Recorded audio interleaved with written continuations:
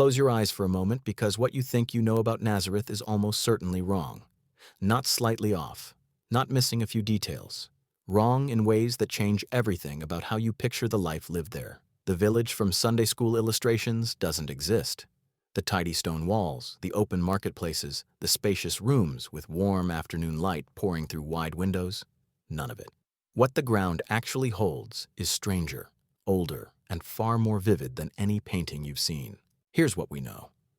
In 2006, archaeologist Yardena Alexander excavated a dwelling beneath the International Marian Center in Nazareth. 2 rooms, a courtyard, a cistern cut directly into the bedrock. 1st century, the time of Jesus. This wasn't a church tradition or a pious guess. This was a home, a real one, with walls and a floor and a water system engineered by people who understood that one dry summer could kill everyone inside. Then there's the 2nd site. Beneath the Sisters of Nazareth convent, archaeologist Ken Dark spent years investigating another structure, a rock-cut courtyard house dating to the early Roman period. 1 room survived to its full original height. The doorway, carved from limestone, is still there. Fragments of the chalk floor remain. Byzantine and Crusader Christians later venerated this specific site, suggesting a long tradition connecting this house to the Holy Family. 2 excavated homes, 2 windows into the same world. And what those windows reveal should stop you. Nazareth wasn't a village in the way most people imagine a village. It was carved into a hillside. The soft local limestone, what geologists call Nari bedrock, allowed builders to cut directly into the rock face. Rooms weren't constructed so much as excavated. Part cave, part building. Natural stone walls on one side, stacked fieldstone and mud mortar on the other. The ceiling low, the windows narrow. The darkness almost total at night. Population estimates put Nazareth at around 400 people, perhaps 50 houses spread across 4 acres of rocky hillside in Lower Galilee. It wasn't a thriving market town. It wasn't a regional center. Nobody famous had come from there before. Nobody expected anyone famous to come from there at all. What the archaeology gives us isn't a replica. It isn't a reconstruction built for tourists. It's the actual physical evidence of how a 1st century Galilean family ate, slept, collected water, stored grain, and organized their days. Stone doesn't lie. Pottery sherds don't exaggerate. Bone analysis doesn't romanticize. The ground beneath Nazareth has been holding this information for 2,000 years, and we're only now learning how to read it clearly. Every detail we're about to walk through is grounded in stone, pottery, and bone, not imagination. Nathanael's question wasn't a joke. It was geography. When Philip told him they had found the one Moses wrote about and named Nazareth, Nathanael's response wasn't contempt. It was confusion. Can anything good come from there? That was the sound of a man who had never heard of the place. 400 people. Maybe.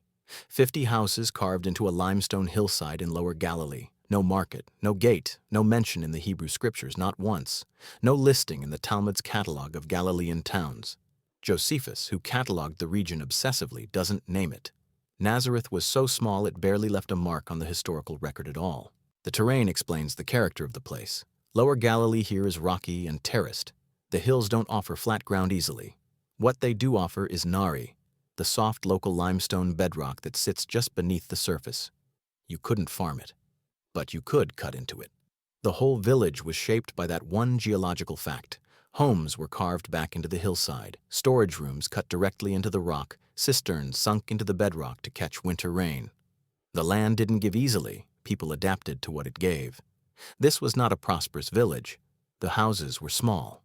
The diet, as the bone evidence confirms, was lean. The population probably stayed stable for generations because the land simply couldn't support more. It was the kind of place people were from, not the kind of place people came to. And yet, here's what Nathanael didn't say, what the question doesn't include. Nazareth wasn't sealed behind walls. It wasn't remote. It sat on the edge of something much larger. 4 miles to the northwest, less than an hour's walk on a clear morning, lay Sepphoris. Josephus called it the ornament of Galilee. Herod Antipas had chosen it as his capital. It had paved streets, public buildings, a forum, a theater. Greek was spoken there. Roman officials walked its streets. Merchants from across the Mediterranean did business there. It was everything Nazareth wasn't. Visible, documented, cosmopolitan, loud. The two places were connected by a single road worn into the limestone ridge. Laborers walked it, farmers walked it, builders walked it, especially during the construction boom that Antipas launched right when Jesus was growing up. Nazareth was overlooked. It wasn't hidden. The village no one had heard of sat 1 hour's walk from a city everyone knew. The house wasn't built the way you're picturing it. No wooden frame, no freestanding walls rising from level ground. The structure began inside the hillside itself, where a builder's first tool wasn't a hammer but a chisel. The soft Nari limestone of Lower Galilee could be cut back. Rooms were carved directly into the rock, while what remained was a hybrid. Part cave, part construction, part mountain. The walls tell the whole story. Where the bedrock held, it became the wall. Where it gave way, builders stacked fieldstone and packed the gaps with mud mortar. Run your hand along a surface like this and you feel the transition. Solid limestone one moment, rough mortared stone the next. The two materials meet without apology. This wasn't a design choice, it was an adaptation to what the land offered. Step inside one of those interior rooms. Your eyes need a moment. The darkness is real. Windows exist, but instead feature thin rectangular apertures positioned high on the stone, angled for ventilation, not light. The ceiling is low. The floor is packed earth or fragments of chalk swept smooth by daily use. The room smells of stone and smoke. Everything in it is close. There's no corridor, no hallway, no separation between sleeping space and storage. The room holds everything, and it holds everyone. But here's what matters. Nobody lived in those rooms during daylight hours. The courtyard was the house, an open central space exposed to the sky, ringed by the interior rooms on 2 or 3 sides. Light finally reaches you here. Air moves. This is where the family cooked, worked, gathered, and spent nearly every waking hour. The interior rooms were for darkness and sleep. The courtyard was for everything else. Cut into the bedrock at the courtyard's edge, you'd find the cistern. This wasn't a simple hole. It was engineered, bell-shaped, often 3 meters deep or more, lined with hydraulic plaster, a dense mixture of lime, ash, and crushed pottery designed to hold every drop. Before water entered the main chamber, it passed through a sedimentation basin, letting silt settle before the clean water flowed through. The flat roof above channeled winter rain through stone gutters down into the system. That cistern was the reason the family could survive a dry summer. You built the cistern before you built anything else. The roof itself was a working surface. Timber beams spanned the walls, covered with brush and packed with a thick layer of rolled earth. Flat, functional, accessible by an exterior stair or ladder. You dried figs up there. You slept there in summer heat. You stood up there and watched the road. At the Sisters of Nazareth site, the archaeology doesn't reconstruct any of this. It preserves it. A rock-cut courtyard house. One room standing to its full original height. The doorway cut directly into the limestone. Still there. Fragments of the original chalk floor beneath your feet. Byzantine and Crusader Christians venerated this specific structure, which means the tradition of associating it with the Holy Family runs deep, long before modern excavation confirmed the dating. Stand in that doorway today, and you are standing where a first-century family stood. The rock under your feet is the same rock. Now consider where the water in that cup came from. Not a pipe, not a well fed by a spring. From the cistern cut into the bedrock of the courtyard, filled entirely by winter rain captured off the flat roof and channeled through stone gutters. All the water that family members drank, prepared meals with, or washed with was rain they had caught and stored themselves. If the rains failed, the cistern ran low. The connection between sky and survival was not a metaphor in this house. It was hydraulic reality. For 2,000 years, we've called him a carpenter, and for 2,000 years, we've had the translation wrong. The word is Tecton. It appears in Matthew 13:55 and Mark 6:3. And Tecton does not mean carpenter, it means builder. A craftsman who worked stone, wood, and sometimes metal. The closest modern equivalent is a general contractor, someone who showed up at a site, assessed what was needed, and built it. That distinction matters more than most people realize. Look at the landscape of Lower Galilee. Timber was scarce. The hills were rocky and dry, not forested. You could not build a lumber economy out of that terrain. But limestone was everywhere. The same soft Nari bedrock that let families carve their homes into the hillside was also the raw material for every wall, every threshold, every public structure in the region. Scholars who have studied Galilean construction estimate that 9 out of 10 projects for a tecton involved stone, chiseling blocks, squaring corners, stacking courses, cutting doorways from living rock. Jesus was not primarily a woodworker. He was a stonemason and builder. Picture the workspace, not a shop with sawdust and finished furniture waiting by the door. A construction site, stone blocks in various stages of shaping, some rough cut, some dressed smooth, iron chisels laid out on a low workbench, a mallet, a plumb line, a bow drill. Limestone dust hanging in the air, white and fine, settling into hair and clothing and the creases of the hands. The sound of iron on stone carries far. It echoed off the hillsides of Galilee every morning. The tools themselves were valuable. Iron was expensive. A tecton's full kit represented real wealth. And those tools were not replaced easily. They moved from father to son, used until the handles cracked and the edges wore flat. Family heirlooms made of metal. That plumb line Joseph held, Jesus held after him. Now enter Sepphoris, 4 miles from Nazareth. About an hour's walk. Herod Antipas chose it as his capital and began rebuilding it around 4 BCE, right at the beginning of Jesus' life. What followed was one of the largest construction booms in the entire region. A forum, paved colonnaded streets, public buildings, a theater. The historian Josephus called it the ornament of Galilee. Thousands of workers, months and years of work. And Nazareth sat 1 hour away. Jesus and Joseph almost certainly walked that road. There was too much work, and they were too close. At those Sepphoris sites, they would have encountered Roman officials overseeing contracts, Greek merchants supplying materials, laborers from across the Mediterranean. The cosmopolitan world was not something Jesus later encountered in his ministry. He had been brushing against it his entire working life. When Jesus said, "Everyone who hears these words and puts them into practice is like a wise man who built his house on the rock," that was not a decorative analogy. He had built on rock. He knew what it meant to sink a foundation into solid limestone versus pack it into unstable fill. He knew what the difference looked like after the first winter storm hit. And the cornerstone.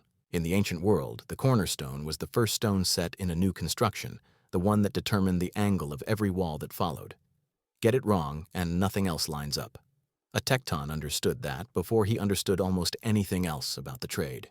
When Jesus said the stone the builders rejected had become the cornerstone, he wasn't reaching for a metaphor, he was speaking the language of his own trade. As the sun dropped behind the western hills, the family didn't retreat into those dark interior rooms. They went up. The flat roof wasn't just a structural feature, it was a second floor without walls. In Lower Galilee, most roofs were built from timber beams laid across the top of the walls, covered with branches and packed earth, then rolled smooth with a stone roller to seal against rain. The Torah required a parapet, a low wall around the edge, at least knee-height. Safety law, written into Scripture. But this roof was also a workspace. Figs and grapes dried up here through the summer months. Flax was spread out to soften in the sun. Grain was winnowed where the breeze could carry the chaff. On hot summer nights, the whole family moved their mats up here to sleep under open sky. The interior rooms held the day's heat like an oven. The roof released it. And when you needed to be alone, this is where you went. Away from the courtyard noise, the grinding, the animals, the neighboring voices. Up here, just sky and wind and the hills of Galilee stretching in every direction. Then came Friday at sundown. Everything stopped. The grinding ceased. The tools were set down. The construction site on the Sepphoris road would wait. The Sabbath arrived the same way it always had, with the first 3 stars visible in the evening sky, and nothing in the house moved faster than breath. The Friday meal was the best of the week. More oil in the lamp than usual. Whatever the family had saved back, fish perhaps, or a small portion of something richer, appeared on the mat. The blessing was spoken over the bread. The blessing was spoken over the wine. The oil lamps burned longer than any other night because on the Sabbath you did not let the light go out early. The village went quiet in a way it never did on ordinary evenings. 400 people, 50 houses, all of them observing the same rhythm at the same hour. Saturday morning, they gathered. Nazareth had no formal synagogue building in the first century, not at the scale we imagine. A home, an open courtyard, a space large enough for the village. The Torah scroll was unrolled, voiced in Hebrew, then rendered in Aramaic, the language everyone actually spoke. This was the Targum tradition, translation, and interpretation woven together so ordinary people could hear and understand. Luke 4:16 says, Jesus stood up to read in Nazareth as was his custom. That phrase carries weight, not new behavior, not something he adopted when his ministry began. Every Sabbath of his life, from childhood, he had been in that gathering. He had heard the Torah read in that room, or one like it, hundreds of times before he ever read it himself. And the Shema, morning and evening, every single day. Listen, O people of Israel, the Eternal who is our God stands alone as the Eternal. Not occasionally, not when the mood was right, every day. The rhythm of his life was shaped by those words before he could fully understand them. Archaeologists excavating first-century Nazareth found chalkstone vessels, cups, bowls, storage jars, cut from soft limestone, not clay, stone, because stone cannot contract ritual impurity the way clay can. These people were choosing their dishes based on purity law. They were poor enough to carve their own bedrock into cups and observant enough to care which material those cups were made from. Within walls cut from stone, this family upheld their covenant written through observance deliberately every single day. Start with the dark room at dawn. He woke in near total darkness. The windows were narrow slits. A single oil lamp, if it was burning at all, produced more smoke than light. He knew what it meant to wait for morning. He knew what it meant to move through darkness by feel. When he stood in the temple courts and said, I am the light of the world, he wasn't constructing a metaphor. He was naming something he had lived against every morning of his childhood. The absence, then the light. He knew which one was which. The water. Every drop that family drank came from rain they had caught themselves, stored in a bell-shaped cistern cut into the bedrock, lined with hydraulic plaster to keep it from leaking away. There was no faucet. There was no spring on demand. You drew what you needed, and you knew its limits. He had known thirst. He had known the weight of a water jar and the length of the walk to the village well. When he sat beside Jacob's well in Samaria and said, whoever drinks this water will be thirsty again, that wasn't theology from a library. That was memory. And when he said, I will give you living water, and you will never thirst again, the people listening knew exactly what thirst felt like. So did he. The bread, barley bread, dense and slightly bitter, baked fresh every morning because it didn't keep. 50 to 70% of his daily calories, not a side dish, not a symbol, survival. He had eaten it every day of his life. He had watched Mary grind the grain before sunrise. He had smelled the Tecton oven firing in the courtyard. When he took bread at the Last Supper and said, this is my body, the disciples weren't confused about what bread was. It was what they had lived on. And when he said, I am the bread of life, he was not reaching. He was remembering every morning that meal existed, and every morning it was enough. Now look at the hands, limestone dust in the creases, calluses from gripping iron chisels, not splinters from a woodshop. The tools were family heirlooms passed from Joseph to him. He had walked to Sepphoris and shaped stone for other people's houses. He had cut doorways and squared corners and stacked fieldstone walls. He who had secured his shelter upon bedrock. He had done that. He knew the difference between a foundation that holds and one that doesn't. The parables weren't illustrations he invented on his teaching tours. They were his autobiography. He was one of them. The people in that village, the people in every village like it. He was one of us. The Word became flesh, and flesh in first-century Galilee meant limestone dust, cistern water, barley bread, and calluses, and God wore all of it.